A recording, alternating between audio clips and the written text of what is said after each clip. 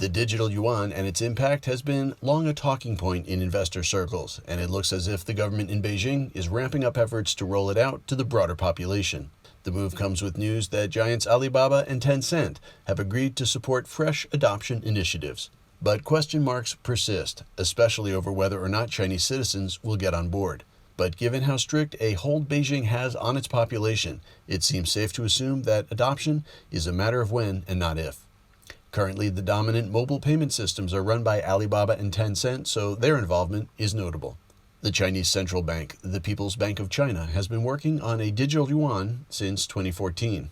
It's not a cryptocurrency like Bitcoin, partially because it's centralized and controlled by the bank and falls under the category of CBDC or central bank digital currency.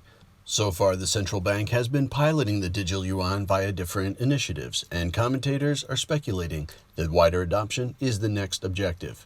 Tencent's WeChat, the dominant social platform in China, is now poised to onboard the digital yuan as a payment option, as is Alibaba's Alipay. Furthermore, the authorities have launched an app in 10 areas, including major cities, Shanghai and Beijing, which allows the public to sign up for the digital currency.